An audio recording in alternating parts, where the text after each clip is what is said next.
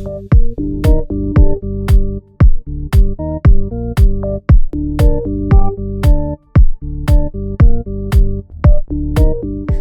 opérations réussies dans la mandature de Gérard Collomb.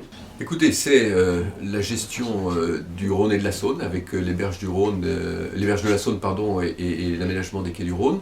C'est plutôt une bonne chose. Bon, c'était juste prévu par ses prédécesseurs, mais il a eu le courage d'aller jusqu'au bout et de le poser, donc ça rentre dans les points positifs.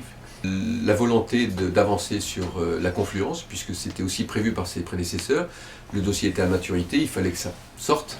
Après, est-ce que ce qui est sorti est bon? Je le mettrais plutôt dans les points négatifs, mais il y a eu cette vraie volonté de poursuivre ce qui avait été initié par ses prédécesseurs. Alors on en vient au point négatif. Si vous devriez retenir trois opérations ratées dans la mandature de Gérard Collomb, quelles seraient-elles?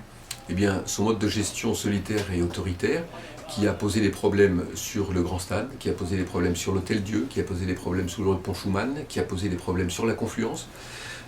Sa façon de gérer la ville sans voiture, de manière autoritaire, alors qu'il faut mener une politique plutôt incitative, ce qui est plutôt ma démarche, avec des vraies solutions alternatives.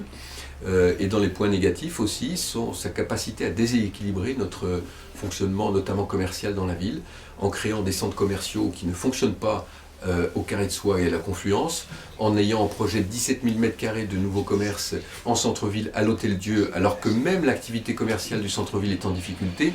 Tout ça, ça fait joli, mais ça déséquilibre et ça met en difficulté une activité. Je pense que c'est un vrai problème. Une fois élu, quels pourraient être vos trois chantiers prioritaires? Premier chantier sur la gouvernance, mettre en place un comité de citoyens, comme je me suis engagé à le faire, pour associer les citoyens aux grandes décisions qui les concernent. Moi, je veux changer le mode de gouvernance de cette ville et je veux que tous les grands dossiers qui se posent à Lyon soient débattus par des citoyens et qu'on puisse en tenir compte.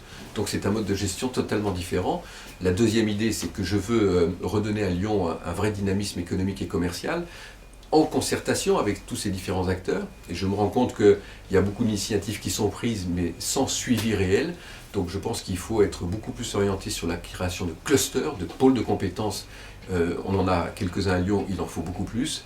Et enfin, moi je veux que cette ville, elle rayonne avec le projet de la métropole. Il faut trouver la bonne taille, la bonne dimension pour cette nouvelle métropole qui nous donnera tous les moyens d'attirer sur notre ville les entreprises de demain et les institutions de demain pour plus d'emplois et plus de croissance.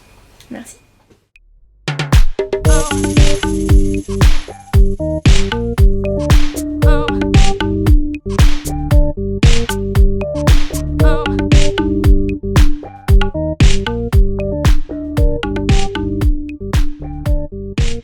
Oh my God.